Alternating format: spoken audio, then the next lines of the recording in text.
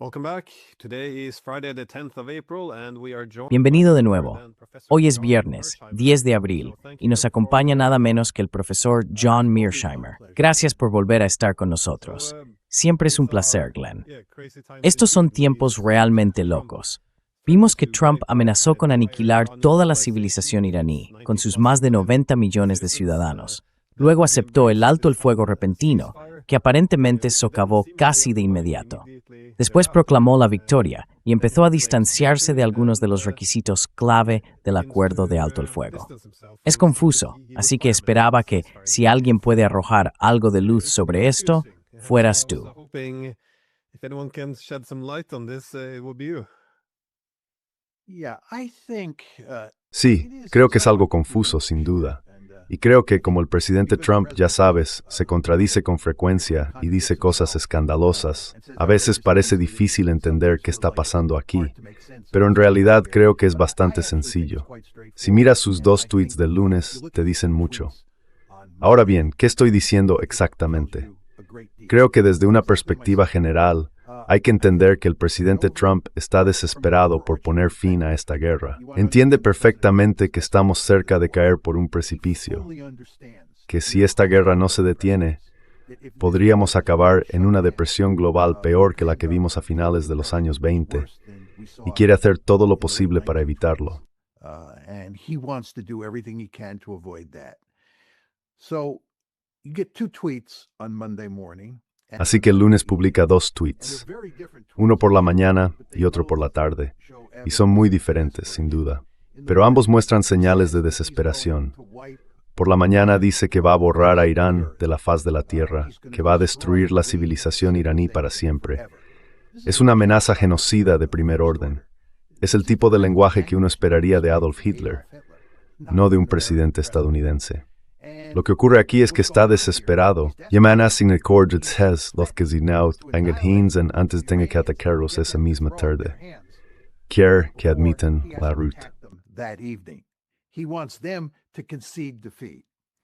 By the end of the day, he does a 180-degree turn. Al final del día, da un giro de 180 grados y dice que va a haber un alto el fuego. Pero lo más importante es que dice que el alto el fuego se basará en el plan de 10 puntos de Irán.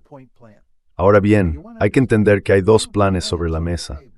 Uno es el plan estadounidense de 15 puntos, que incluye todas las exigencias maximalistas de Estados Unidos e Israel.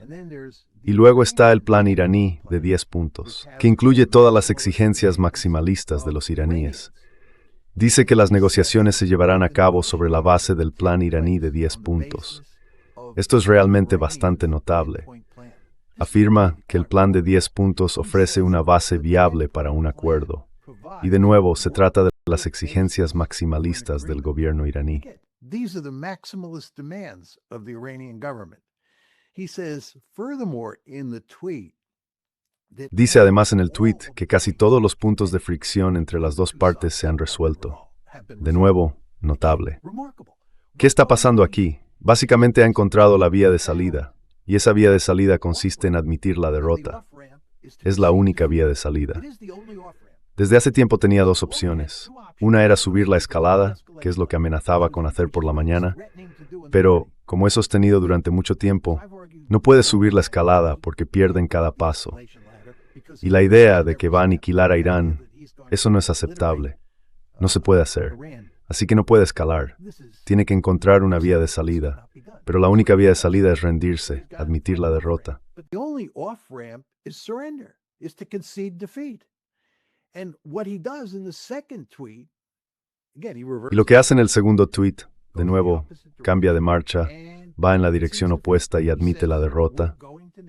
Dice, vamos a negociar sobre la base del plan de 10 puntos. Esto significa que ninguna de nuestras exigencias se va a cumplir. Ninguna de las 4 grandes demandas que hicimos antes de que empezara la guerra y después de que empezara se va a materializar. Y vamos a negociar sobre la base de las exigencias maximalistas que Irán ha puesto sobre la mesa. Así que lo que te estoy diciendo, Glenn, es que si miras el tweet de la mañana y miras el tweet de la tarde, verás que Trump está desesperado. Está desesperado por poner fin a esta guerra. Quiere conseguir un alto el fuego lo antes posible y luego quiere iniciar negociaciones. And then he wants to start negotiations. But it seems like he wants to have it both ways. Pero parece que quiere tenerlo todo a su favor, porque sí, admite la derrota. Acepta que Irán establecerá un peaje en el estrecho de Hormuz, que se acordará un alto el fuego que incluya al Líbano, todas esas cosas. Pero luego, una vez que el alto el fuego está en vigor, sigue pareciendo querer proclamarse vencedor. Ahora sus tweets van en la línea de, bueno, más vale que no pongáis ningún peaje en el estrecho de Hormuz y el Líbano no está incluido. Da la impresión de que quiere tenerlo todo. Cede ante la derrota para conseguir el alto el fuego, pero una vez que lo tiene, quiere presentarlo como una victoria. Noté que Pete Hegseth también intentó hacer esa especie de vuelta triunfal, enumerando a todas las personas que han muerto, a todos los que mataron, como una forma de sugerir que eso era una victoria. ¿Pero tú lo viste de la misma manera? ¿Viste ese intento de reclamar la victoria aquí? Porque, dado lo que tuvieron que aceptar y lo que están proclamando, parece haber una enorme contradicción. There seems to be a massive gap there. Well, first of all, Glenn, they don't have a ceasefire. Bueno, ante todo, Glenn, no hay un alto el fuego. Porque para que haya un alto el fuego, los iraníes tienen que abrir el estrecho de Hormuz. Y los iraníes se han negado a abrir el estrecho de Hormuz porque los israelíes están bombardeando Líbano y atacando a Hezbollah dentro del Líbano. Los iraníes dicen que no habrá alto el fuego. El estrecho de Hormuz no se abrirá hasta que los israelíes dejen de atacar a Hezbollah. Y eso no ha ocurrido. Así que los israelíes están socavando el alto el fuego. Hay que entender que ante todo está el alto el fuego, pero luego están las negociaciones para poner fin a la guerra. Pero antes de poder llegar a las negociaciones, hay que lograr un alto el fuego. Y no tenemos un alto el fuego. Ese es el punto clave que hay que entender.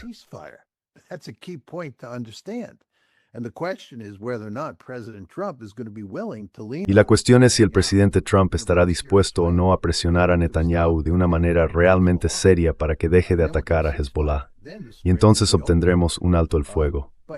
Luego se abrirá el estrecho. Pero en cuanto a Hegseth y Trump declarando la victoria, esto es como ponerle pintalabios a un cerdo. Vamos, está claro que hemos perdido. Piénsalo. Entramos en esta guerra con 4 exigencias. Una era un cambio de régimen. 2, que Irán eliminara su capacidad de enriquecimiento nuclear. 3, que Irán eliminara todos sus misiles balísticos de largo alcance. Y 4, que Irán dejara de apoyar a los hutíes, Hezbollah y Hamas. Ninguna de esas 4 exigencias se ha cumplido. Ninguna. Además, Irán controla ahora el estrecho de Hormuz, lo que le da una enorme influencia. Which gives it enormous leverage. Furthermore, Iran still has a huge inventory of ballistic. Además, Irán todavía cuenta con un enorme arsenal de misiles balísticos, misiles de crucero y drones, lo que le permite atacar bases y fuerzas estadounidenses en la región, así como a los estados del CCG que son aliados de Estados Unidos. Por tanto, Irán se encuentra hoy en una posición excelente en comparación con la que tenía el 27 de febrero. Y además, como dije, el presidente Trump, en sus publicaciones en Truth Social el lunes por la noche, esto fue el 6 de abril, dijo que vamos a negociar sobre la base del plan de 10 puntos que los iraníes han puesto sobre la mesa. Esto es una derrota clara. Y por cierto, es una derrota aún mayor para Israel. En Israel se habla mucho en ese sentido. Los israelíes comprenden perfectamente que si se observa hacia dónde se dirige este tren, se trata de una derrota catastrófica para ellos. Y por supuesto, también lo es para el presidente Trump.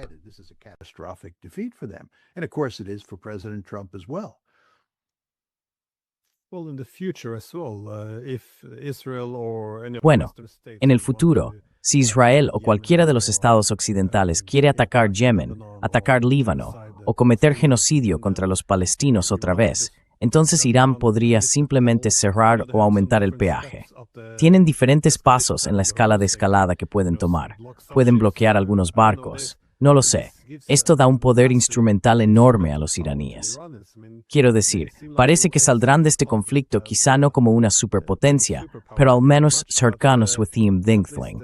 Es un potente instrumental que tienen, Y como dijiste, no lo necesitan antes de la guerra. Así que, Instrument of power they have, and as you said, they didn't have this before the war. So Well, there's 2 points to be made. First of all, Bueno, hay dos puntos que deben mencionarse. En primer lugar, creo que no conviene sobreestimar la posición de poder en la que se encuentra Irán. Debido a años de sanciones y a la destrucción que hemos causado en Irán desde el 28 de febrero, Irán, de una manera muy real, ha quedado devastado. Es un país que ha sido arrasado de muchas formas.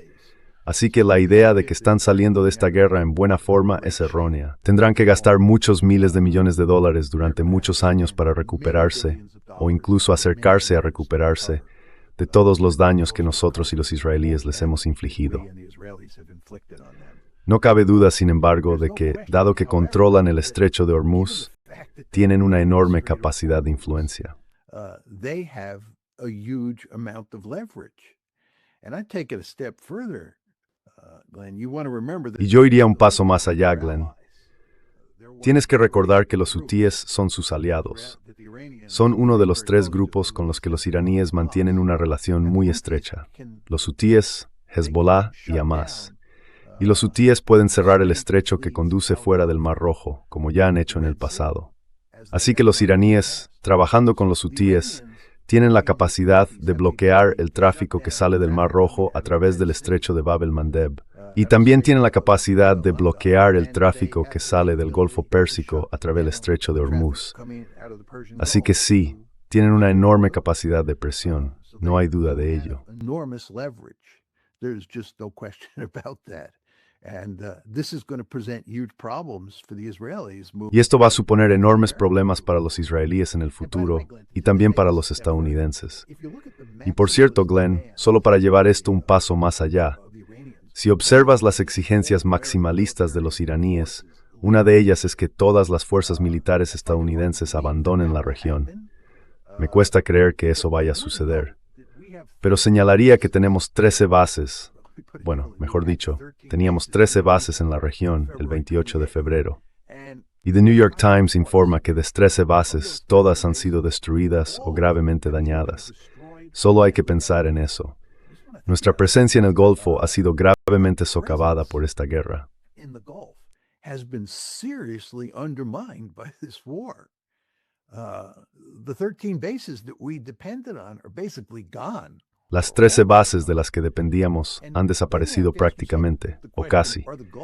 Y entonces hay que preguntarse, ¿van a querer los estados del Golfo que nos alojaban en esas bases que Estados Unidos vuelva y las reconstruya? Como dije, también está la cuestión de si nosotros vamos a querer hacerlo, ¿verdad? Y luego está el hecho de que los iraníes quieren que nos retiremos de la región. Así que es difícil decir cómo será nuestra presencia militar cuando se asiente el polvo. Pero no vamos a tener más influencia, sino menos, con menos poder y menos capacidad de proyección de fuerza en el Golfo, cuando todo haya terminado que la que teníamos antes del 28 de febrero.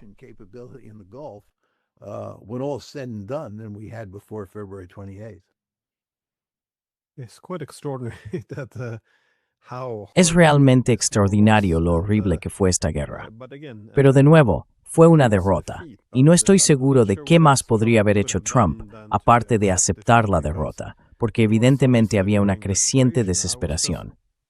Me pregunto de dónde crees que vino la mayor parte de la presión. Fue porque se estaban quedando sin misiles, es decir, misiles interceptores, en otras palabras, el ejército. Fue la enorme presión económica, especialmente el aumento de los precios del petróleo. ¿O fue el caos político interno, la pérdida de votantes? ¿Qué otras dimensiones de este desastre crees que estamos pasando por alto? Other dimensions to this disaster that we're missing. Bueno, creo que el factor secundario es que, militarmente, no éramos capaces de averiguar cómo ganar la guerra de una manera significativa. Una invasión terrestre no tenía sentido. No podíamos usar la armada para hacer gran cosa. Simplemente no teníamos muchas opciones, y creo que eso se estaba volviendo manifiestamente evidente. Y recuerda, en aquella operación de rescate en la que sacaron al segundo piloto, perdimos más aeronaves ese día que en cualquier otro día desde la guerra de Vietnam. Piénsalo, Desde la guerra de Vietnam nunca habíamos perdido tantas aeronaves en un solo día como en esa misión de rescate. Eso demuestra que no nos iba bien militarmente. Así que creo que eso tenía una importancia secundaria. So I think that was of secondary importance. I think what's of primary importance here is Creo que lo que tiene una importancia primordial aquí es lo que está ocurriendo con la economía mundial. and the Russians Creo que los chinos y los rusos están muy asustados por las consecuencias a largo plazo que esta guerra va a tener para la economía mundial. and that includes Eso incluye el suministro de alimentos en todo el mundo, así como el de petróleo y gas. I believe the Creo que los chinos presionaron a los iraníes y hablaron extensamente con los pakistaníes para conseguir que Irán se sentara a la mesa de negociación, getting Iran acordara un alto el fuego y empezara a hablar sobre cómo poner fin a esta guerra. ceasefire and then Creo que los chinos comprenden perfectamente que esto tendrá consecuencias desastrosas para todos. Y quiero subrayar esa palabra, todos. I want to underline Si esta that. guerra Every- continúa, hay que detenerla. continues. This war has to be shut down. If you look at what's happening in East Asia, and this includes Si observas lo que está ocurriendo en Asia Oriental, y esto incluye países como Corea del Sur, Filipinas, Indonesia, India, y el potencial de daños realmente graves en China y países como Rusia a largo plazo, todo el mundo lo entiende. and I believe the Trump Y creo que la administración Trump entiende que tenemos que poner fin a esto. So I think Así que creo que se ve a Trump intentando hacerlo. do that. Es Trump quien en realidad ha estado presionando con fuerza por algún tipo de opción de salida, alguna forma de resolver esta guerra. Some way of No hay duda de que Trump está profundamente interesado en hacerlo, pero los iraníes, como he sostenido durante mucho tiempo, tienen un interés particular en alargar esto. Los iraníes no quieren resolver esta guerra rápidamente, porque cuanto más se prolonga, más daño se causa a la economía internacional, y cuanto más profundo es el pánico en el que se encuentra Trump, más influencia tienen los iraníes. that Trump is in, the more leverage the Iranians have.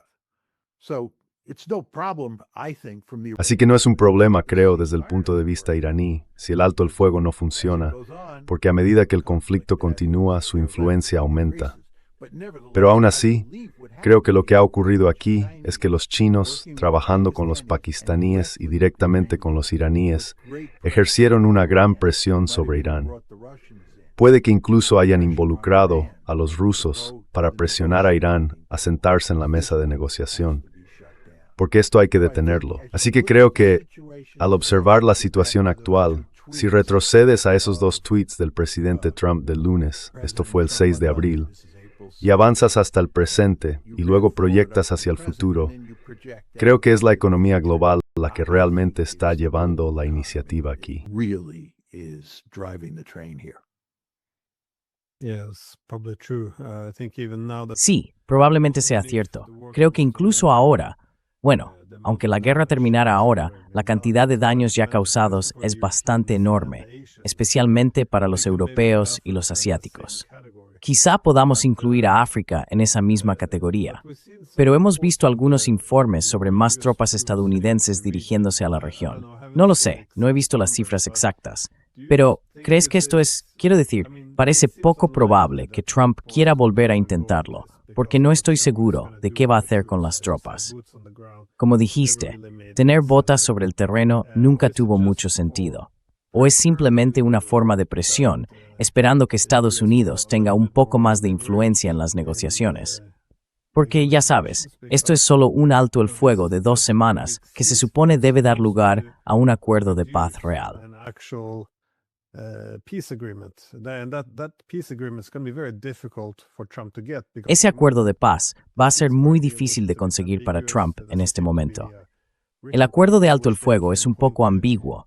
No parece haber un documento escrito al que puedan señalar. Es fácil para él armonizar su afirmación de victoria con la necesidad de, supongo, capitular. Pero en un acuerdo de paz real va a ser muy difícil conciliar eso. Me pregunto, ¿cómo ves las posibles formas en que esta guerra podría terminar realmente? Porque, de nuevo, tenemos que pasar de un alto el fuego a un acuerdo de paz real. ¿O crees que Trump simplemente intentará extender el alto el fuego indefinidamente? Y ya sabes, evitar poner nada por escrito para no tener que admitir la derrota, básicamente. Sí. he doesn't have to admit defeat, essentially. Glenn, he has to admit defeat. He admitted defeat Monday night. Glenn Again, tiene que admitir la we're on the derrota. precipice. Admitió la derrota el lunes por la noche.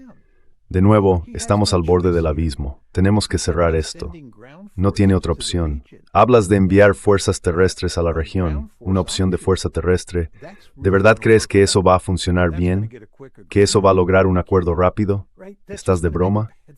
Eso solo va a empeorar una situación ya mala. Aquí no hay opción de fuerza terrestre, no hay opción naval, no hay opción aérea. Supongo que, ya sabes, podría usar armas nucleares y destruir Irán para siempre. Supongo que podríamos hacer eso, tenemos esa capacidad. ¿Va a hacerlo? No, no va a hacerlo. Así que tiene que cerrar esto. Y está entre la espada y la pared, con él. He's between a rock and a hard place because the Israelis won't cooperate with him. The Israelis won't even allow him to get a ceasefire. Again, Los israelíes ni siquiera le permitirán conseguir un alto el fuego. El estrecho de Hormuz sigue efectivamente cerrado. Los únicos barcos que pasan son los que los iraníes dejan pasar. Así que puede declarar la victoria y hablar de cómo hemos conseguido todo lo que queríamos, que nuestros objetivos se han cumplido y cosas por el estilo. Pero nadie va a creérselo. Hemos perdido. Los israelíes lo han perdido. El problema es que hay tantos medios alternativos donde todo esto queda claro. Tu programa es uno de ellos que no pueden maquillar la situación y salir impunes. Pete Hegseth puede decir que ganamos. Donald Trump puede decir que ganamos. Pero ¿quién se lo cree? Donald Trump can say we won, but who believes that? Hardly anybody. Casi nadie. Esto se ve en el caso israelí. Ya sabes, hablarán de todas las cosas maravillosas que han hecho porque el gobierno tiene un interés particular en decirlo.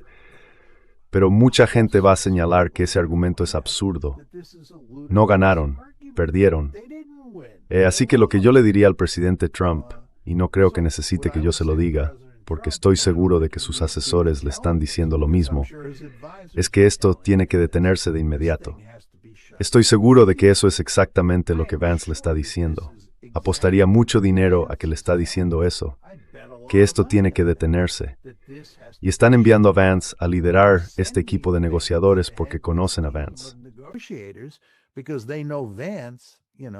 Is capable of reaching some sort of agreement. You don't want to depend on... Ya sabes, no quieres depender de Steve Witkoff y Jared Kushner. Quiero decir, básicamente son activos israelíes, por no mencionar el hecho de que son incompetentes. Ya han demostrado su incompetencia. Así que quieres a alguien como Vance al mando, y con suerte él podrá poner fin a esto. Pero será difícil. Sabes, Glenn, volviendo a la guerra de Ucrania y pensando en todas las interminables conversaciones que hemos tenido sobre cómo acabar con la guerra en Ucrania. El presidente Trump estaba decidido a poner fin a esa guerra incluso antes de asumir el cargo. Y si no la resolvía antes de entrar, pensaba resolverla después de asumir el cargo.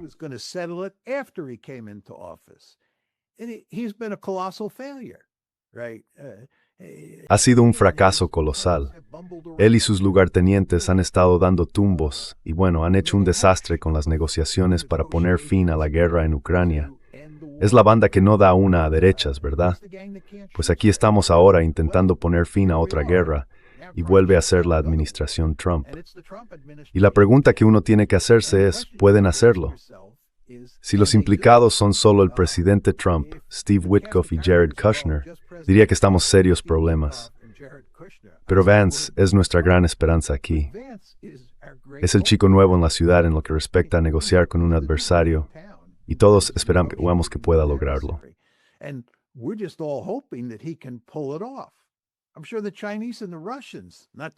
Estoy seguro de que los chinos y los rusos, por no mencionar a los indios, los surcoreanos, los japoneses, los indonesios, gente de toda África, gente de todo el mundo, están deseando que Vance logre un alto el fuego y luego se siente a negociar algún tipo de acuerdo para que podamos reabrir el estrecho, hacer que el fertilizante vuelva a fluir.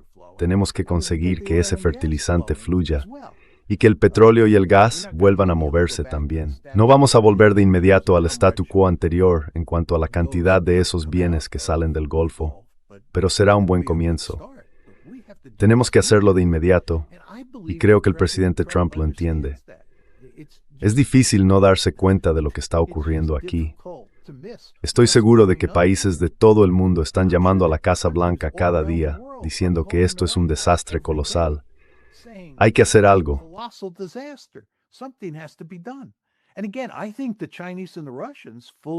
Y de nuevo, creo que los chinos y los rusos entienden esto perfectamente.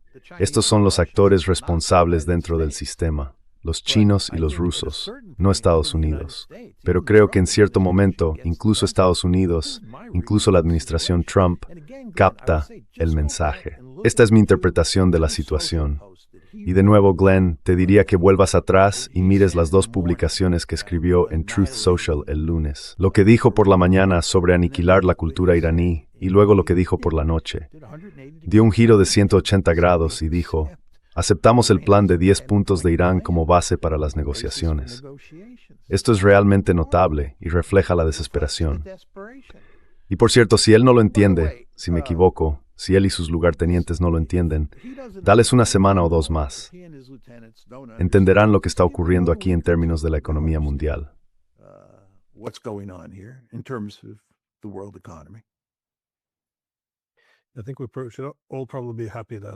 Creo que todos deberíamos alegrarnos de que Vance se encargue de algunas negociaciones.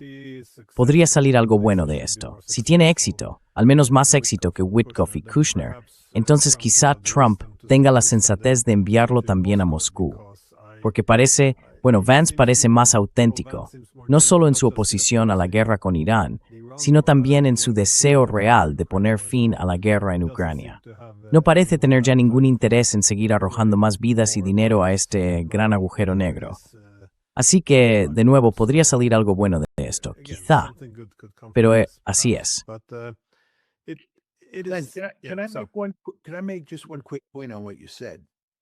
Puedo hacer solo un comentario rápido sobre lo que has dicho. Debes recordar, sin embargo, que si Vance negocia un acuerdo en el que perdamos, y esto es sin duda cierto en el Golfo, y creo que también lo sería al resolver la guerra de Ucrania, la derecha en Estados Unidos, los neoconservadores, que son un elemento clave del Partido Republicano, lo culparán y se lanzarán contra él con todo. Así que hay que entender que, políticamente, para Vance, está en una situación muy peligrosa. No hay duda de que por el bien de Estados Unidos, por el bien de la presidencia de Trump y por el bien del mundo, necesitamos que actúe de manera inteligente y valiente para poner fin a este desastre.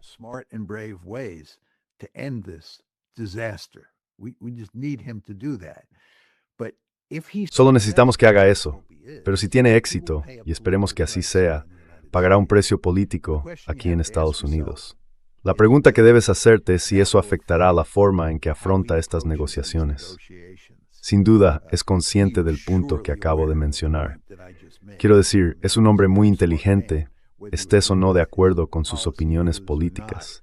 Es un hombre inteligente y sin duda ha comprendido esto. Pero esperemos que, ya sabes, anteponga el bien del país y realmente el bien del mundo.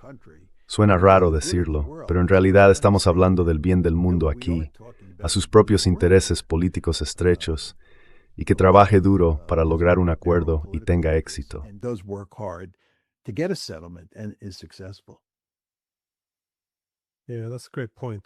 Sí, es un gran punto. En realidad no había considerado la política interna de todo esto, pero hacer ese tipo de paz humillante que hay que hacer, o quizá no humillante, pero bueno, sí, tal vez humillante, sin duda va a tener un precio.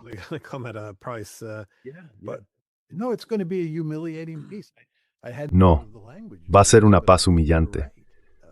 No había pensado en el lenguaje que usaste, pero creo que tienes razón. Y como te dije antes, no creo que en este caso se pueda maquillar la situación.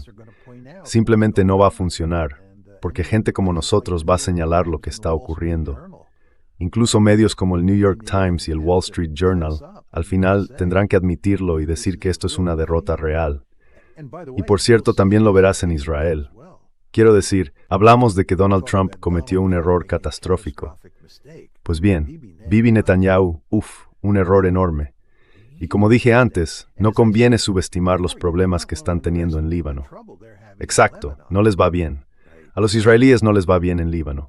Así que Israel está en una situación terrible como resultado de lo que ha ocurrido desde el 28 de febrero.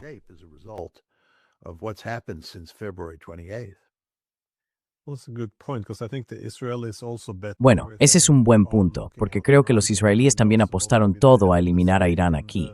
Es decir, se suponía que esa era la cabeza de la serpiente. Y como ya estaban sobreextendidos, no han tenido éxito en Gaza, no han tenido éxito en Líbano, y ahora, por supuesto, no se ha alcanzado ninguno de los objetivos en la guerra contra Irán. Hoy vi que las FDI dijeron al Knesset, el parlamento israelí, que el nuevo gobierno en Irán era, cito, más extremo. Así que, de nuevo, esto va un poco en contra de lo que oímos desde Washington, que este es un gobierno mejor, más fácil de tratar. Pero creo que eso nunca tuvo sentido.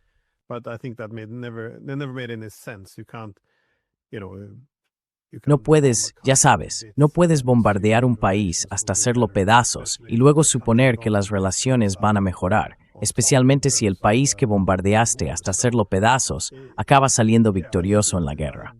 Así que sí, me pregunto sin embargo, ¿cómo van a manejar esto los israelíes? Porque tampoco pueden permitirse retroceder. Una vez más, lo han apostado todo a esto. Quiero decir, si lo que dices es correcto, que la presencia de Estados Unidos se reducirá drásticamente en Oriente Medio, entonces la posición de Israel se debilitará. Irán, que era el principal adversario y se suponía que debía ser destruido en esta guerra, si no con un cambio de régimen y una fragmentación, al menos quedaría en un estado caótico como Siria.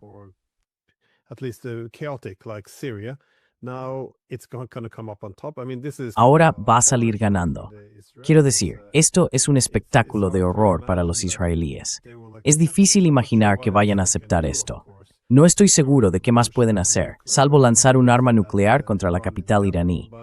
Pero, ¿cómo crees que los israelíes van a afrontarlo? ¿Alimentará esto las divisiones internas, quizá incluso una guerra civil? ¿O intentarán buscar otra victoria en un frente diferente? No lo sé. ¿Cómo van a manejar esto? Porque es difícil cómo van a recuperarse.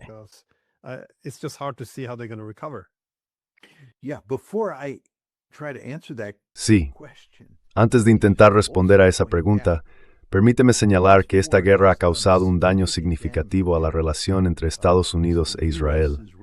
Estados Unidos se encuentra ahora en una guerra catastrófica, ¿verdad? Esto se considerará durante mucho tiempo como la decisión de política exterior más insensata que Estados Unidos haya tomado jamás. Sabes, el Consejo de Relaciones Exteriores realizó un gran estudio hace unos meses en el que encuestaron a historiadores diplomáticos estadounidenses y les preguntaron cuál había sido la decisión de política exterior más insensata que algún presidente en la historia de Estados Unidos había tomado.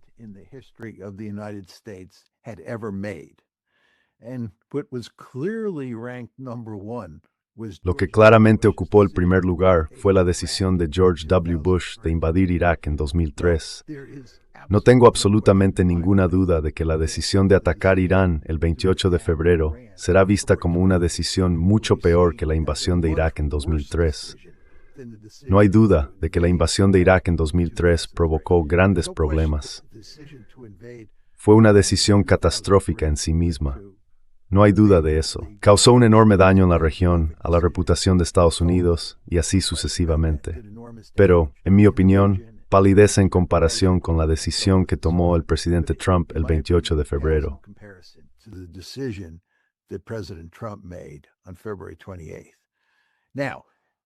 Ahora, en cuanto a las relaciones entre Estados Unidos e Israel, está quedando manifiestamente claro, porque hay abundantes pruebas, que fueron los israelíes quienes llevaron al presidente Trump a esta guerra.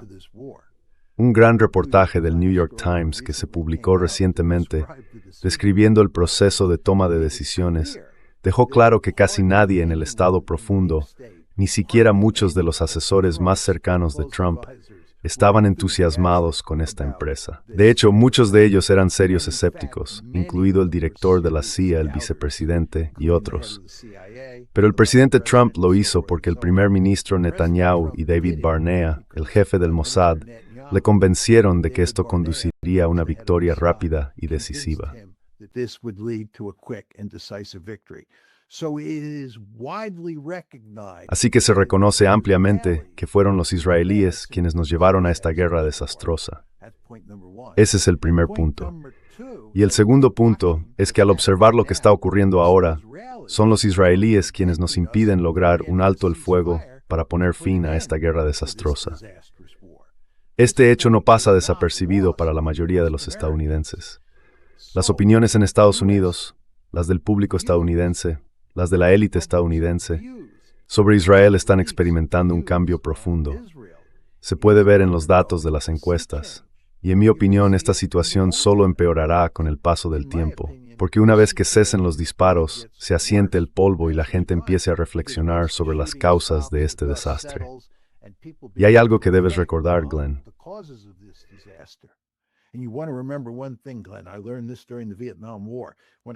Aprendí esto durante la guerra de Vietnam. Cuando un país pierde una guerra, todo el mundo vuelve a las causas. Quieren averiguar cómo pudo ocurrir algo así. Cuando ganas, no te preocupas tanto por las causas, ¿verdad? Has ganado y celebras la victoria. Cuando pierdes, especialmente cuando se trata de una derrota desastrosa como esta, la gente quiere saber cómo ha pasado. ¿Cómo pudo un país como Estados Unidos hacer algo así? ¿Cómo pudo el presidente Trump, que ha ejercido gran política de deserte, se usa la fuerza remituar su gran perindar por protegerse en breve de esta manera? ¿Qué ocurrió? Fall off the cliff like this? What happened? And what they'll discover very quickly. Y lo que descubrirán muy pronto, porque una vez más, las pruebas son claras, es que fueron los israelíes quienes lo llevaron de la mano a este desastre. Y eso va a dañar las relaciones entre Estados Unidos e Israel. Así que conviene recordar que además de todo lo que tú y yo hemos comentado hasta ahora, las relaciones entre Estados Unidos e Israel también van a quedar gravemente dañadas. Entonces tu pregunta es, ¿a dónde vamos a partir de aquí? Y en particular, ¿a dónde van los israelíes a partir de aquí? Creo que esto va a causar enormes problemas. Creo que va a provocar tipo disturbios internos.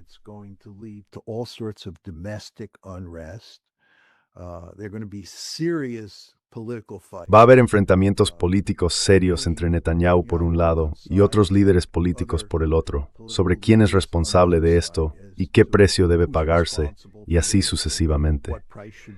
Pero creo que lo más importante y lo más inquietante es que los israelíes empezarán a reflexionar profundamente sobre el uso de armas nucleares contra Irán.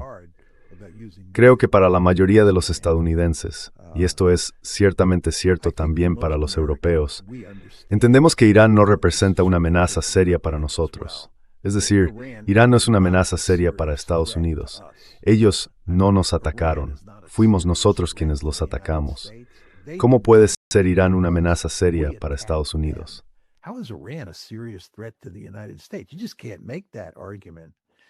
Simplemente no se puede hacer ese argumento. Pero esa no es la forma en que Israel piensa sobre Irán. Israel ve a Irán como un enemigo mortal. Creen que esto es la segunda venida del Tercer Reich. Se han convencido de que Irán está decidido a obtener un arma nuclear y a usarla para eliminar a Israel de la faz de la tierra. No creen que Irán pueda ser disuadido. Y ahora entienden, los israelíes ahora entienden, que no pueden impedir que Irán obtenga un arma nuclear por medios convencionales. Esto es lo que demuestra la guerra. No pueden hacerlo ni siquiera con nosotros de forma convencional. La única manera de hacerlo es con un arma nuclear.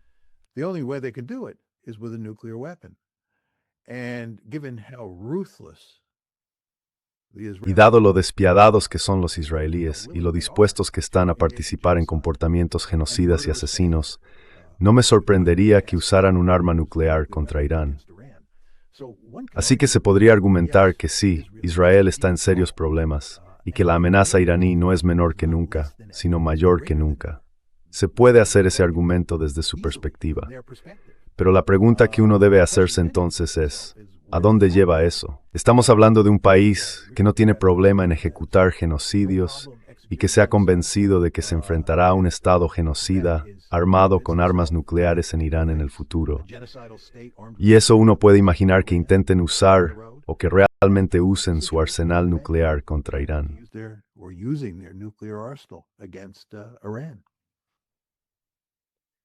Yeah, well, it also seems though that for Netanyahu, Sí, bueno, parece que para Netanyahu, el esfuerzo por presentar a Irán como decidido a adquirir armas nucleares, y además como profundamente irracional, fue fundamental para convertir los problemas de Israel en los problemas de Estados Unidos. Porque esa sería la única manera de concebir a Irán como una amenaza para Estados Unidos. Si adquiriera armas nucleares, no pudiera ser disuadido y estuviera decidido a usarlas de forma ofensiva. Pero es interesante que parezcan creerse su propia retórica sobre la irracionalidad de Irán y su determinación de conseguir un arma nuclear. También parece que esto va a ser devastador para la administración Trump, creo, porque todo el atractivo de Trump se basaba en otra cosa.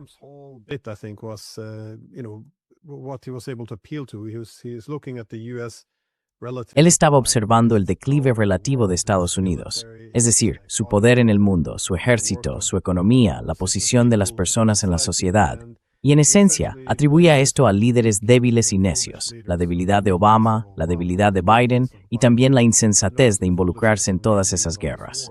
Así que la solución era básicamente la fuerza. Se necesitaba un hombre fuerte. Ese era Trump.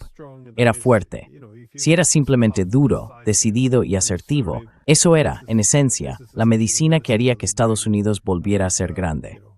Y su dureza iría acompañada de inteligencia. Ya sabes, su inteligencia, su alto coeficiente intelectual, como siempre decía, porque no se involucraría en esas guerras eternas y absurdas. Pero ahora, ya sabes, entró en escena y toda la retórica giraba en torno a que nadie más se atrevía a hacer eso.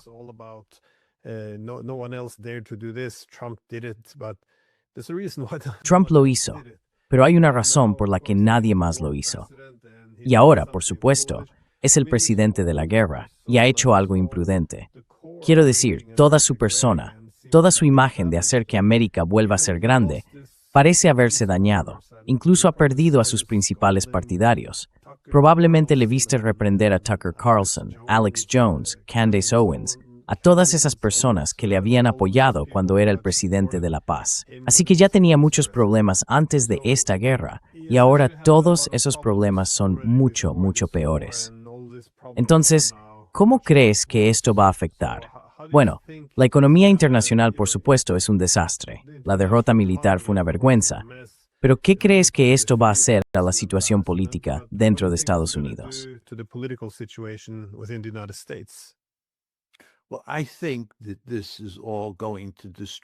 Bueno, creo que esto va a destruir la presidencia de Trump. Quiero decir, puede que siga en el cargo hasta el final de su mandato, pero está gravemente dañado. Pero hay que pensar en dónde estamos hoy en el escenario mundial. Antes de que comenzara esta guerra, el 28 de febrero, la administración Trump ya había causado un enorme daño a la posición de Estados Unidos en el mundo, en gran parte porque el presidente, que es el máximo unilateralista, estaba destrozando las instituciones internacionales sin prestar atención a las normas que sustentan esas instituciones. Estaba ignorando y faltando al respeto al derecho internacional y trataba a los aliados con un desprecio absoluto, especialmente a los europeos. Incluso hablaba de invadir Groenlandia.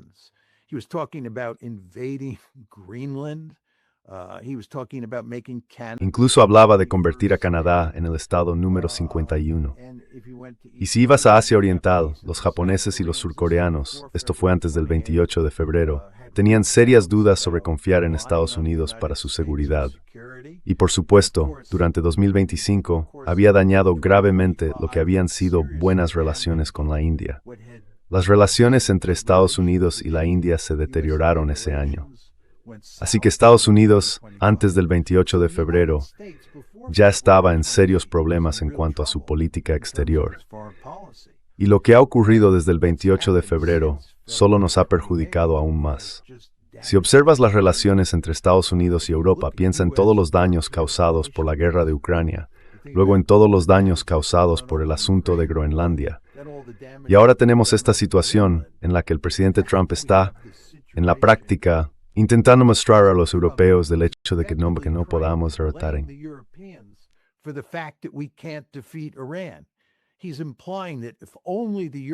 Está insinuando que si los europeos hubieran enviado sus fuerzas militares, especialmente sus armadas, a Oriente Medio, habríamos podido abrirnos paso por el estrecho de Hormuz y poner fin al dominio de Irán sobre la economía mundial. Pero eso no ocurrió. Fracasamos. ¿Y por qué fracasamos? No por culpa de Estados Unidos, sino por culpa de los europeos. Así que, si pensamos en las relaciones entre Estados Unidos y Europa hoy en día, son terribles. ¿Y qué pasa con otros países del mundo? Los japoneses, los surcoreanos, los indonesios, los indios. Quiero decir, Estados Unidos es un elefante desbocado. ¿De verdad quieres acercarte demasiado a la administración Trump?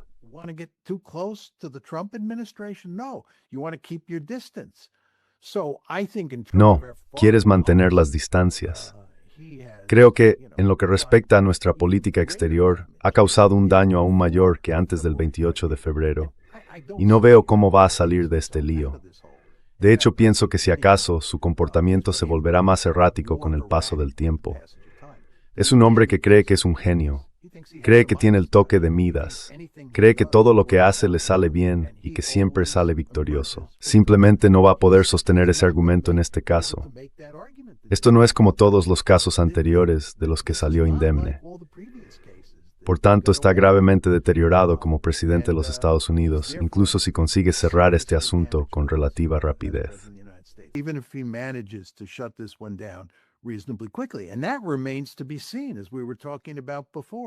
Y eso está por verse, como hablábamos antes.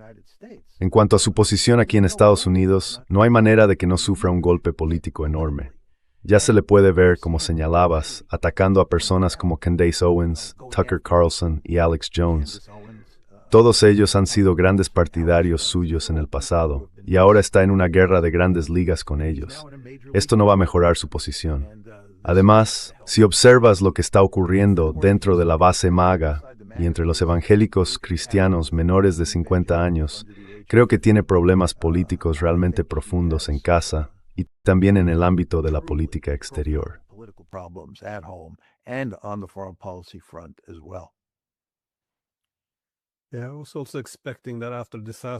También esperaba que después de un desastre como este, en lugar de pasar por el proceso que describiste antes, mostrar algo de apertura, preguntarse en qué nos equivocamos, sacar a la luz los problemas, aprender algo de los errores, supondría que intentaría culpar a otros. Supongo que los europeos o la OTAN serían buenos chivos expiatorios. Y también trataría de desviar la atención, quizá buscar una victoria rápida, apoderarse de Cuba o de Groenlandia, algo así. Simplemente cambiar el foco lo más rápido posible, porque no querrías quedarte pensando en todas las cosas, o tener demasiados debates en el país sobre todas las cosas que hiciste mal.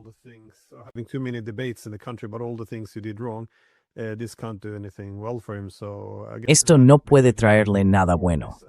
Así que supongo que un comportamiento errático de ahora en adelante es una predicción bastante razonable.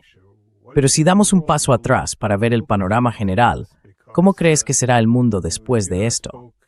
Porque tú y yo hemos hablado antes sobre la aparición de un mundo multipolar, donde la distribución internacional del poder muestra que la concentración que teníamos en los años 90 ahora está dispersa. Ahora hay más centros de poder, y parece que esta solo intensifica este desarrollo.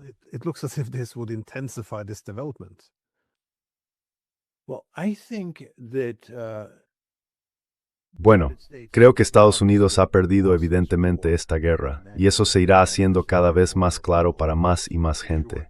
Eso es seguro. No creo que eso disminuya el poder estadounidense.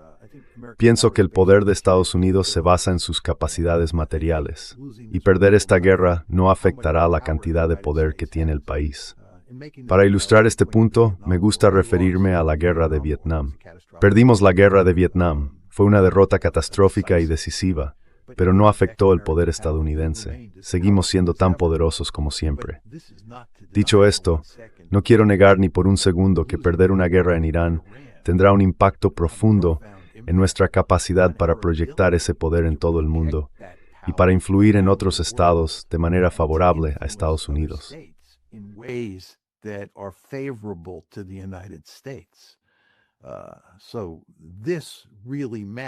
Así que esto realmente importa.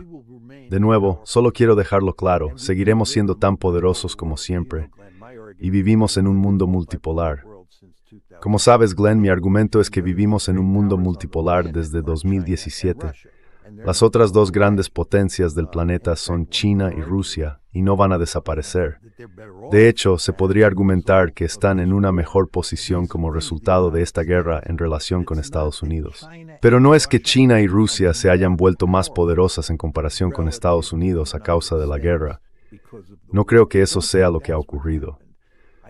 Creo que la capacidad de Estados Unidos para proyectar poder e influir en otros países se ha visto gravemente dañada, y eso beneficia tanto a China como a Rusia.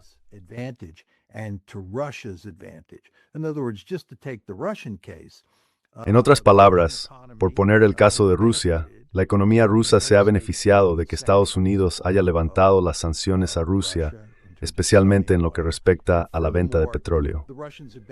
Además, los rusos se han beneficiado del hecho de que hay menos armas disponibles para que nosotros podamos entregárselas a los ucranianos para luchar contra Rusia, porque estamos consumiendo armas y municiones a un ritmo tan rápido en Irán. Así que todo esto juega a favor de Rusia. Y en cuanto a China, exacto, lo que está ocurriendo en Asia Oriental es que estamos retirando fuerzas de esa región. Nos estamos alejando de la zona porque tenemos que trasladar las fuerzas que están físicamente allí al Oriente Medio.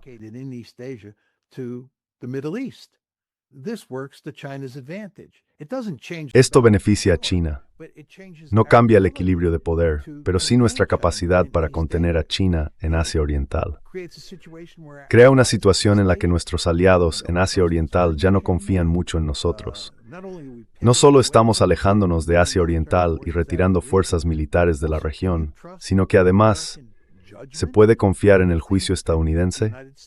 ¿Crees que Estados Unidos es un aliado responsable que cuidará de ti en un momento crítico? Creo que si eres un líder japonés o surcoreano, la respuesta a esa pregunta es no. Ya no se puede depender de Estados Unidos como antes se pensaba o como antes se podía.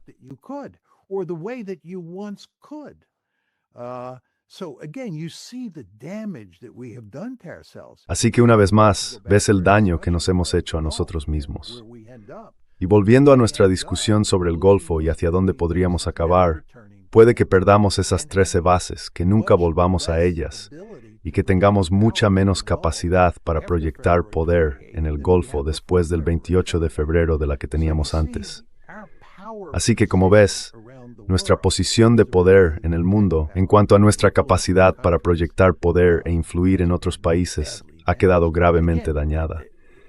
Y como hemos dicho en numerosas ocasiones, hemos causado un enorme daño a las instituciones internacionales, al derecho internacional y a nuestro trato con los aliados antes del 28 de febrero. Estados Unidos está en serios problemas.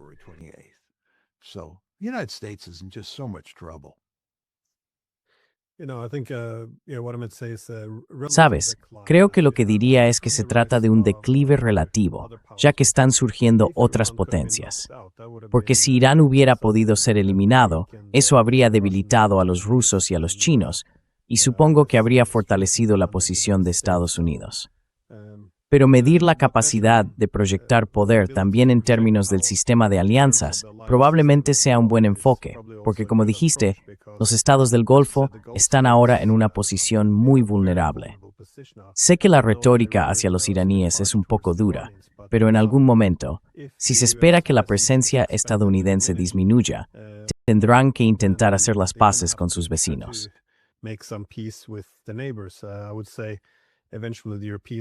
Diría que, con el tiempo, los europeos tendrán que hacer lo mismo.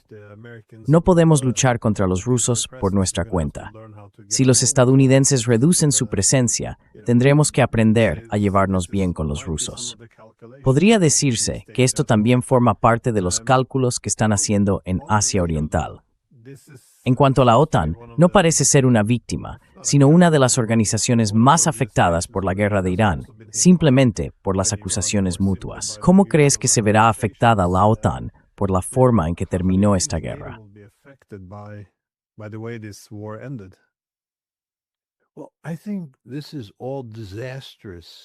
Bueno, Creo que todo esto es desastroso para la OTAN, o dicho de otro modo, para las relaciones transatlánticas. La razón principal, en mi opinión, es que el presidente Trump va a necesitar un chivo expiatorio para este desastre.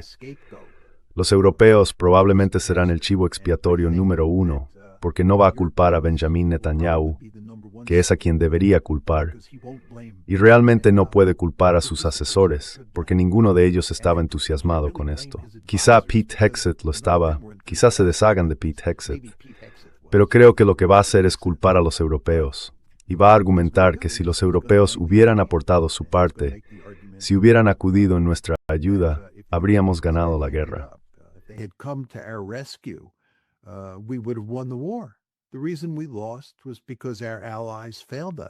La razón por la que perdimos fue porque nuestros aliados nos fallaron, y dada esa situación, lo que deberíamos hacer básicamente es dejar de apoyarlos. ¿Pondrá fin a la alianza? ¿Simplemente la terminará? No lo creo. Podría hacerlo, pero pienso que dañará la alianza de tal manera que al final será en gran medida irrelevante. Otra cosa, Glenn, ¿le quedan qué? 2 años y 3 meses? 2 años y 9 meses de presidencia, casi 3 años. Ya sabes cuánto daño ha hecho en los primeros, digamos, 15 meses. ¿Te imaginas cuánto daño va a causar en los 2 años y 9 meses restantes? Va a ser enorme.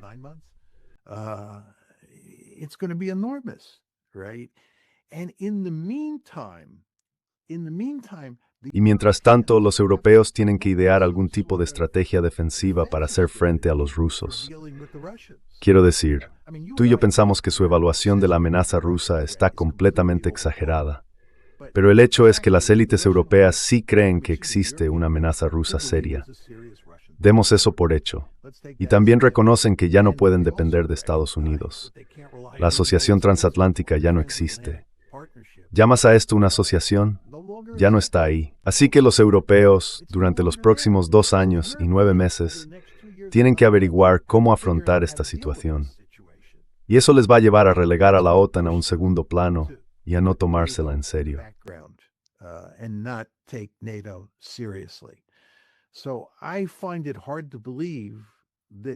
Así que me resulta difícil creer que la OTAN siga siendo una alianza significativa en enero de 2029, cuando el presidente Trump deje el cargo. Ahora bien, se podría argumentar que podría dejarlo antes, podría ser destituido, podría tener problemas de salud, y J.D. Vance podría convertirse en presidente. ¿Y quién sabe lo que haría Vance? Tiendo a pensar que Vance tendría una actitud más positiva hacia la OTAN que Trump, pero es difícil decir cuánto más positiva. Todos recordamos su discurso del día de San Valentín en Múnich, en febrero de 2025. Quiero decir, Vance no parecía muy amistoso con Europa entonces. Y si llegara a ser presidente, quizá tampoco lo sería una vez en la Casa Blanca. ¿Quién puede saberlo con certeza? Pero el futuro de la OTAN parece sombrío, por decirlo suavemente.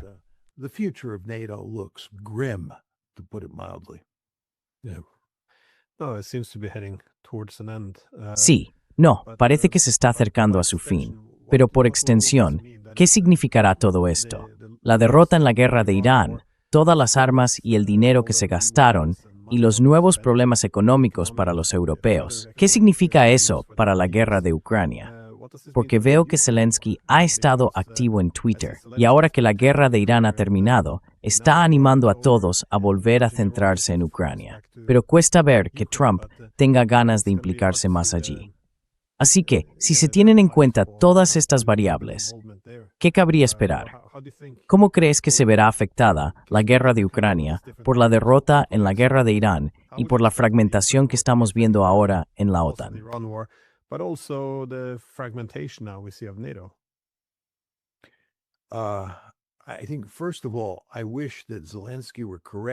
Creo que ante todo, ojalá Zelensky tuviera razón, que la guerra con Irán hubiera terminado y pudiéramos centrarnos ahora en Ucrania. Pero creo que vamos a estar centrados en Irán durante un futuro previsible. Quiero decir, esta es una situación catastrófica. Y con respecto a Ucrania, supongamos que me equivoco y que dentro de 2 semanas la guerra ha terminado efectivamente. No creo que eso vaya a ocurrir, pero supongamos que sí. Bien, y supongamos que entonces nos centramos en Ucrania. ¿Qué significa eso? Vamos a darle a Ucrania todo un conjunto de armas que le permitan imponerse en el campo de batalla o al menos desenvolverse bien allí. Creo que la respuesta es no. No creo que vayan a recibir esas armas. The answer is no.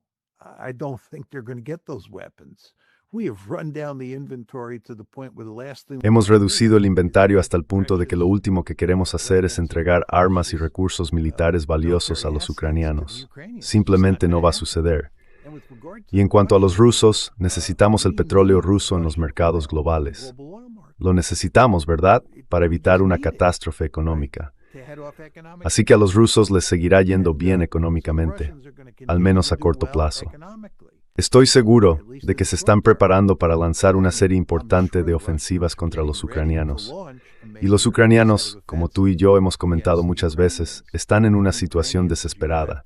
No estamos en condiciones de rescatarlos. Esta es una situación perfecta para que el presidente Trump diga que los europeos son los responsables.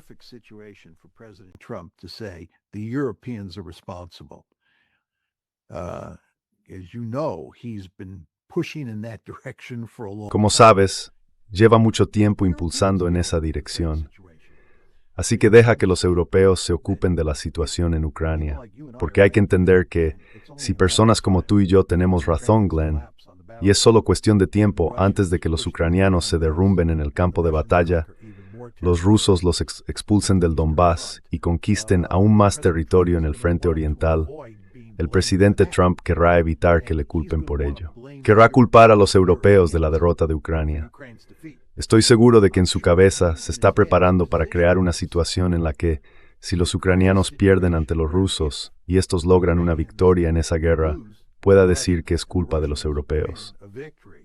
Estuvimos en la lucha durante mucho tiempo.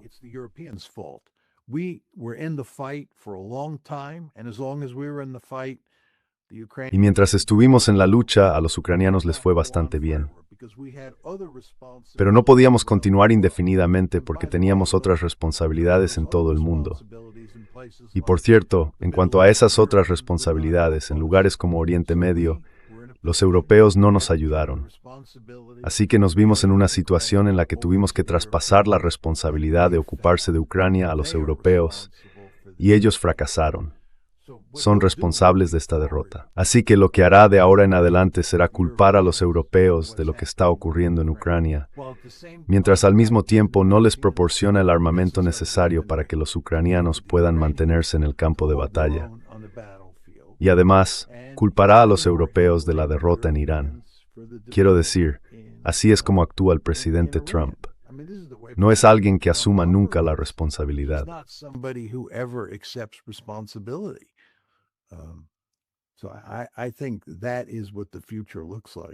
Así que creo que así es como se perfila el futuro. Creo que en un solo tuit consiguió tanto culpar a los europeos por Irán como decir algo así como adiós a Groenlandia. Así que parece que sí, está preparando tanto el juego de las culpas como una distracción, por lo que parece. Pero no, bueno, se puede ver lo que va a pasar. Creo que en Ucrania es un poco extraño que los europeos no se estén preparando, no enviando más armas, sino preparándose en el sentido de, ya sabes, coger el teléfono. Eso sería un buen primer paso antes de que todo esto empiece a desmoronarse. Pero hablé recientemente con el coronel Lawrence Wilkerson, y él señalaba que siente que no solo Estados Unidos, sino también Europa, se están volviendo cada vez más irracionales.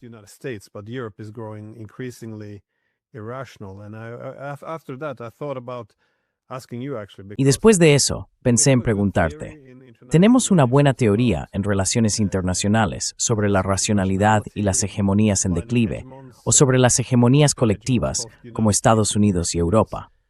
Porque parece que en los últimos años hemos estado al menos en un declive relativo. A medida que los problemas se acumulan en la sociedad, la suposición que teníamos, que habíamos construido una sociedad sobre la superioridad ideológica, empieza a tambalearse. Se esperaría que la sociedad y nuestros líderes abrazaran plenamente la razón, especialmente después de derrotas militares como la que sufrimos en Irán, o en medio del declive económico y la agitación social. Sé que en el realismo político asumimos que el Estado es racional, pero al menos los realistas neoclásicos cuestionarían esa suposición. Entonces, ¿cómo evaluarías o cómo esperas que funcione la razón o la racionalidad de los estados en los próximos años? The reason or rationality of states to function in the years to come. Well, as you know, I wrote this book with Sebastian Rosato called How Bueno, States como sabes, escribí este libro con Sebastián Rosato titulado ¿Cómo piensan los estados?, que trata directamente la cuestión de la racionalidad. De hecho, el caso inicial del que hablamos es la invasión de Ucrania por parte de Putin el 24 de febrero de 2022. Nuestro argumento básico en el libro es que los estados son racionales si siguen una política basada en una teoría de la política internacional que tenga sentido. Es decir, una teoría plausible. Si no tienes una teoría plausible que sustente tu política, entonces estás actuando de manera irracional. También sostenemos que el proceso de toma de decisiones importa. Hay que tener un proceso que permita a todos los actores clave en la sala expresar sus opiniones de forma racional y legal.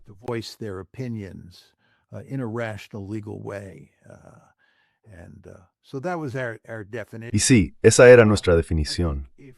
Creo que si observas varios casos, como la invasión de Ucrania por parte de Putin en 2022, fue claramente racional. Él pensaba que la expansión de la OTAN representaba una amenaza para Rusia, una amenaza existencial, y lanzó una guerra preventiva para asegurarse de que Ucrania no pasara a formar parte de la OTAN.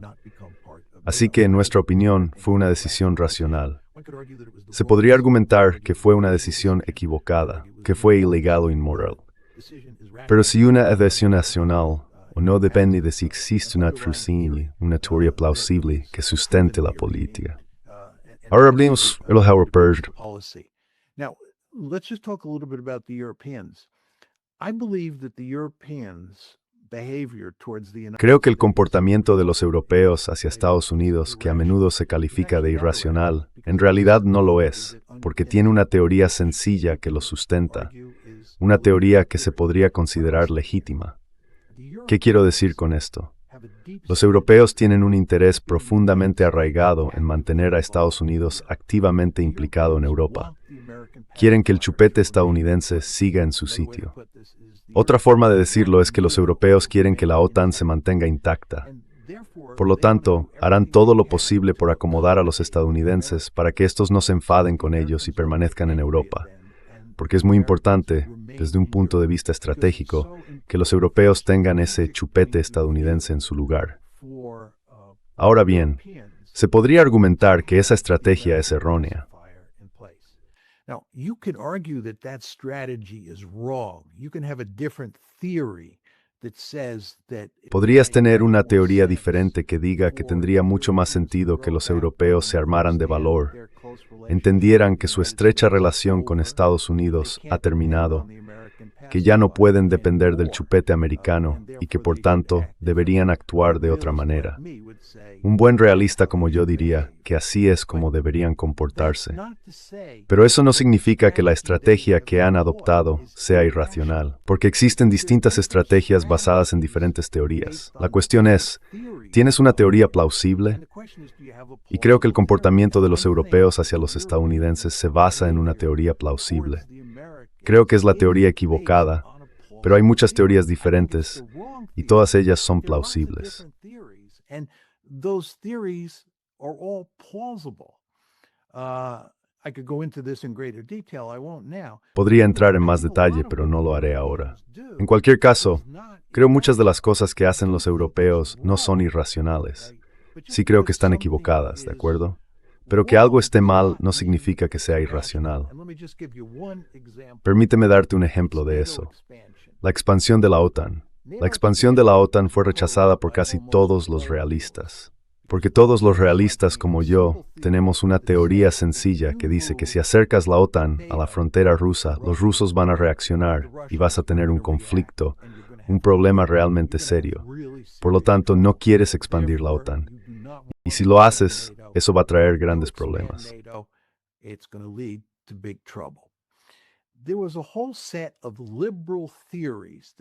Había todo un conjunto de teorías liberales que sustentaban nuestra política, no teorías realistas. Las teorías realistas fueron rechazadas. Se descartaron los consejos de realistas como George Kennan y John Mearsheimer. Pero las teorías liberales decían que lo que queríamos hacer era ampliar la OTAN hacia el este y crear una zona de paz en Europa del Este. Esa zona de paz se basaría en una serie de teorías liberales. Una de ellas es la teoría de la paz democrática. La idea de que si pudiéramos extender la democracia hacia el este de Europa, incluyendo a Rusia en algún momento, crearíamos una gran zona de paz, porque las democracias no luchan entre sí. Because democracies don't fight other democracies. They also relied on the theory of economic interdependence. También se basaron en la teoría de la interdependencia económica. La idea era que se ampliara la URSS hacia el este y se creara una situación con un alto grado de interacción económica en Europa del Este, tal vez incluyendo eventualmente a los rusos en ello. El resultado final, creían, sería que la interdependencia económica produciría la paz y todos viviríamos felices para siempre. Así que existía un conjunto de teorías liberales, prominentes, muy respetadas en el ámbito académico, que sustentaban la política. Si se leen los comentarios de Strobe Talbot y Madeleine Albright en el momento de la expansión de la OTAN en los años 90, su propuesta de política para dicha expansión se basaba en estas teorías liberales. For NATO expansion was based on these liberal theories. I thought it was wrong-headed. Pensé que era una idea equivocada, pero no que fuera irracional. Puede sonar gracioso para algunos espectadores, pero creo que hay una diferencia entre pensar que una teoría es errónea y pensar que es irracional. Muchas de las cosas que se hacen en la política internacional pueden estar equivocadas, pero no necesariamente ser irracionales. Podría seguir.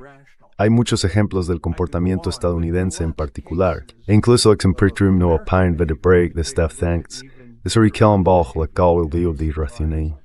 That would fit under the rubric of irrational. No, I think that's a good way of No creo que es una buena manera de explicarlo. Y no, estoy de acuerdo. No creo que la política europea fuera irracional. Como has dicho, era una teoría poderosa.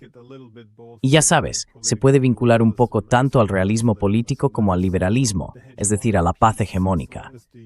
Mientras Estados Unidos fuera todopoderoso, los europeos podían beneficiarse. Por un lado, no habría rivalidad entre grandes potencias. Este todo por Estados Unidos, mientras es esencialmente anarquía internacional. Solo habría un centro de poder y no habría anarquía. No anarchy. Second, because it was the United States, we assumed. En segundo lugar, como se trataba de Estados Unidos, asumimos que la democracia liberal y los derechos humanos se verían reforzados, de modo que también tendríamos esa paz democrática. Y se puede añadir una tercera base, que sería que Estados Unidos actuaría como pacificador en Europa, permitiendo que Europa funcionara como lo había hecho, porque en realidad no hemos estado verdaderamente unidos desde después de la Segunda Guerra Mundial, cuando llegaron los estadounidenses. Así que se puede argumentar que, dado que podían explicar lo que estaban haciendo, era algo racional. Y creo que esa es también la razón por la que estaban dispuestos a enemistarse con Rusia al ampliar la OTAN, porque eso garantizaba que la presencia de Estados Unidos quedara consolidada.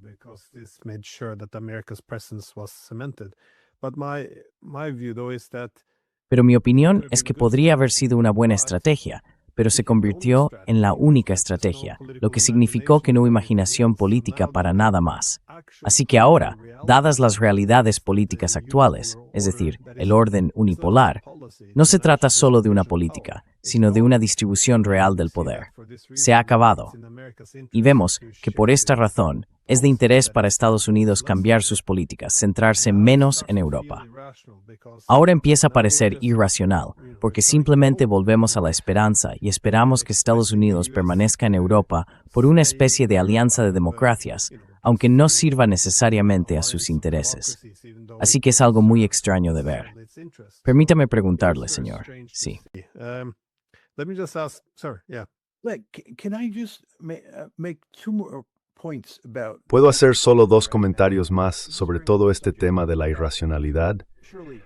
Porque es un tema muy importante.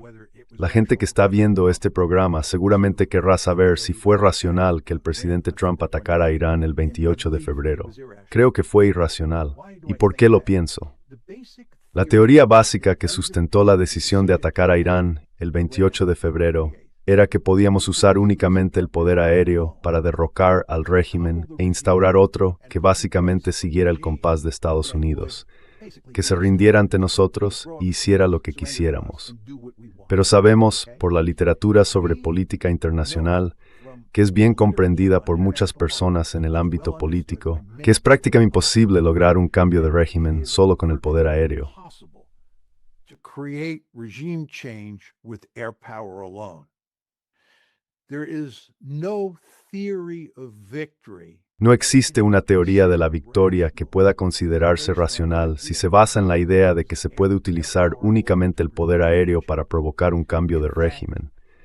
De hecho, la literatura afirma que eso es imposible. Así que lo que hizo el presidente Trump al decidir ir a la guerra el 28 de febrero no solo fue una política insensata, sino también irracional, porque no tenía una teoría de la victoria plausible. Es muy importante entender eso. Permítanme darles otro ejemplo. La decisión que tomaron los Estados Unidos antes de que comenzara la guerra en Ucrania el 24 de febrero de 2022 es realmente notable. En el periodo previo a la guerra, a pesar de que nosotros, Occidente, y los Estados Unidos en particular pensábamos que los rusos iban a invadir Ucrania, prácticamente no hicimos nada para impedirlo. We did nothing, virtually nothing to stop it. Then the war started. Entonces comenzó la guerra y se iniciaron las negociaciones en Estambul. Ambas partes estaban avanzando muy bien, pero Estados Unidos dijo a los ucranianos que se retiraran de las negociaciones. Más tarde, creo que fue en noviembre de ese año, el general Milley dijo que Ucrania había alcanzado su punto máximo. Recordarás que el ejército ucraniano lo había hecho bastante bien en dos grandes ofensivas durante 2022. El general Milley, que en ese momento era el presidente del Estado Mayor Conjunto, dijo que Ucrania había alcanzado su punto máximo y que deberían llegar a un acuerdo en ese momento. Le dijeron que guardara silencio y que no volviera a plantear el tema. Ahora, la pregunta que deberías hacerte es, ¿por qué fue así?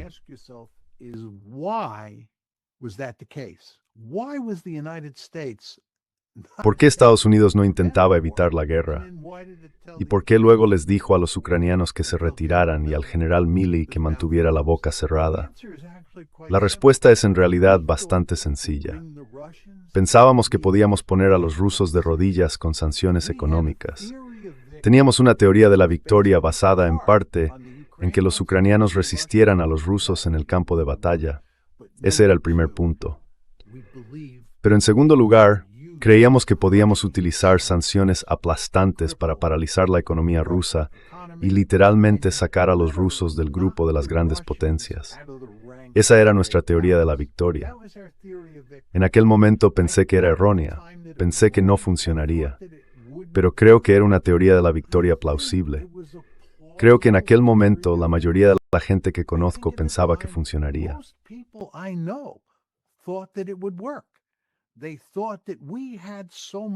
Pensaban que teníamos una enorme capacidad de presión económica.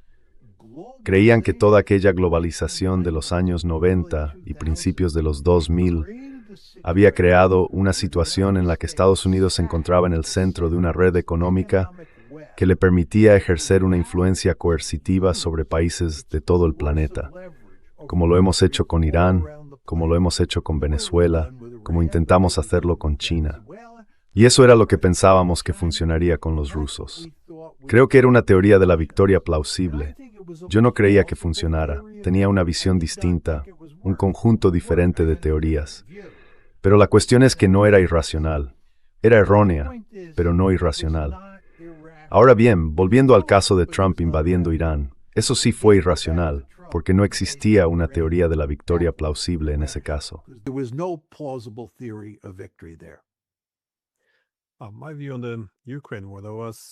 Mi opinión sobre la guerra de Ucrania. Al principio pensé que tenía mucho sentido. Quiero decir, si pasas todos esos años invirtiendo tanto dinero y entrenamiento para construir un enorme ejército ucraniano de cientos de miles de hombres, ¿por qué iban a aceptar Estados Unidos y la OTAN que se mantuviera neutral cuando podían usar ese gran ejército para luchar y debilitar a Rusia como rival estratégico? De nuevo, creo que es, ya sabes, brutal, y no lo recomendaría, pero tenía sentido. racionalmente. Pero mi opinión es que después, como mencionaste, en noviembre de 2022, cuando el general Milley dijo, bueno, no va a haber un momento mejor que este, es cuando debemos llegar a un acuerdo, da la sensación de que en ese punto ya estábamos un poco arrastrados por nuestra propia propaganda, que los rusos eran intrínsecamente débiles, que podían ser derrotados, que su economía no era más que una gasolinera disfrazada de país.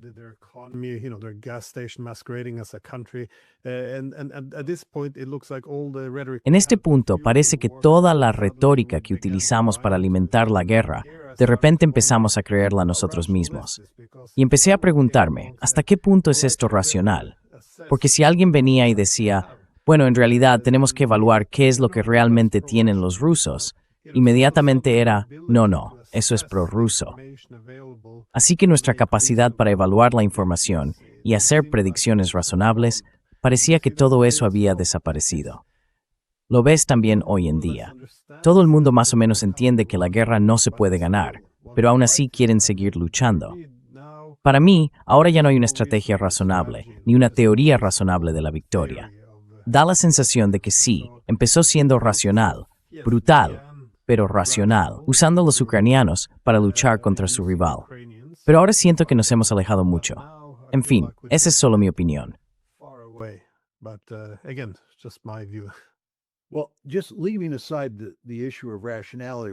Bueno, dejando de lado la cuestión de la racionalidad, sobre la que creo que ya he dicho bastante, permíteme hacer otro comentario.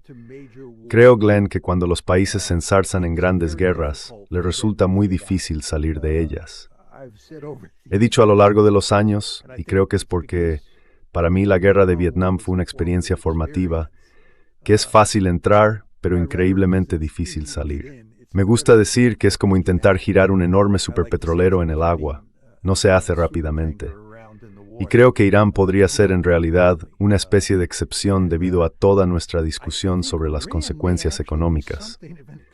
Ya sabes, si tomas lo que decía antes, y sé que estás de acuerdo conmigo en esto, las posibles consecuencias económicas aquí son catastróficas, ¿verdad?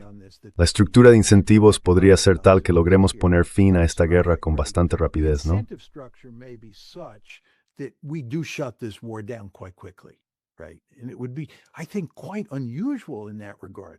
Y sería, creo, bastante inusual en ese sentido. Quiero decir, piensa en la guerra de Afganistán. 20 años. Vietnam. Oh, eso duró, ya sabes, año tras año. Fue muy difícil salir de esa guerra. Y esto es lo que ocurre cuando una gran potencia como Estados Unidos o potencias importantes como los europeos se involucran en una guerra. Es muy difícil retirarse. Es todo el argumento del coste hundido. Y creo que eso es lo que realmente ha paralizado a los europeos y les ha hecho muy difícil salir de esa situación. La otra cuestión es, y hablabas de esto antes en el contexto de Benjamín Netanyahu, que con el tiempo uno empieza a creerse sus propios argumentos sobre Irán. Ya sabes, si dices que Irán es el hombre del saco durante 40 años, en algún momento del camino, aunque no lo creyeras al principio, sin duda lo crees después de 40 años.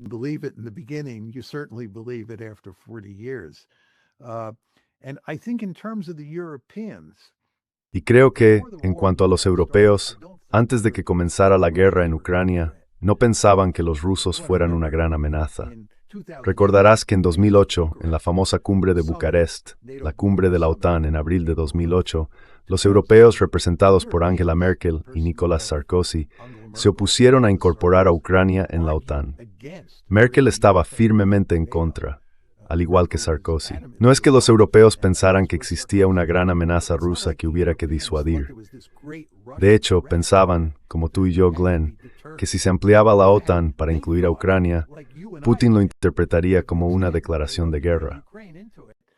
Putin would interpret it as a declaration of war. That's what Merkel has said, right? That's why she was opposed. Eso es lo que dijo Merkel, ¿verdad? Por eso se oponía. Estábamos de acuerdo con ella. Pero de todos modos, Estados Unidos siguió adelante tontamente y acabamos en esta guerra desastrosa. Creo que lo que ha ocurrido con el tiempo es que los europeos se han convencido de que los rusos son la segunda venida de la Alemania nazi, que Putin es Adolf Hitler, que el ejército ruso es la Wehrmacht.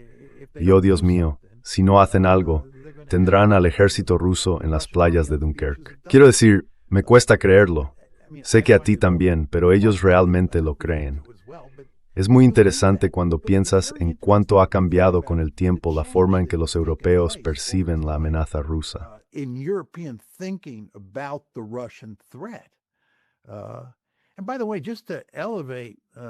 Y por cierto, para elevarlo a una perspectiva más amplia, si retrocedemos a la expansión de la OTAN y a la decisión de incorporar a Ucrania en abril de 2008, es muy importante entender que no estábamos interesados en integrar a Ucrania en la OTAN porque pensáramos que existía una amenaza rusa hacia Ucrania o hacia Europa del Este. Esa es la visión realista. Estados Unidos, que llevaba la iniciativa en la expansión de la OTAN, no actuaba según teorías realistas. De lo contrario, no habría ampliado la OTAN para incluir a Ucrania. Actuaban basándose en teorías liberales. Y recordemos que Putin estuvo en Bucarest. Lo invitaron a Bucarest.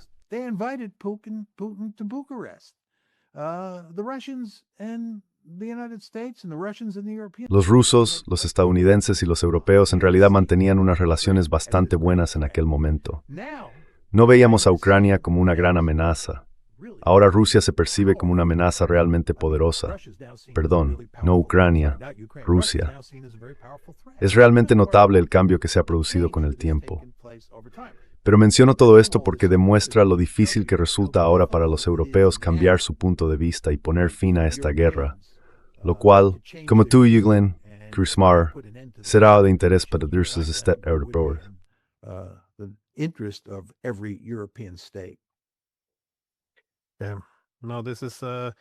Sí. Ahora bien, esta era la advertencia de Walter Lippmann, que cuando entras en guerra, tienes todo el incentivo para presentar a tu adversario como la encarnación del mal. Y luego, cuando llega el momento de hacer la paz, ya no puedes hacerla, porque has convencido a todo el mundo de que estás luchando contra el mal. Y eso es básicamente, sí, creo, donde estamos hoy. De todos modos, ¿algún pensamiento final antes de terminar? Solo un último punto. Hay que recordar que en la guerra con Irán hace unas semanas, el presidente Trump pidió una rendición incondicional, lo cual refuerza poderosamente tu argumento.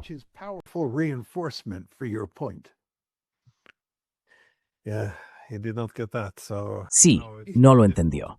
Así que no, es muy difícil dar marcha atrás después de hacer una declaración así. Pero espero que la capacidad de Trump para desviar la atención y salir de las cosas con palabrería pueda en realidad ayudar a lograr la paz. Pero ya veremos. De todos modos, muchísimas gracias por ser tan generoso con tu tiempo.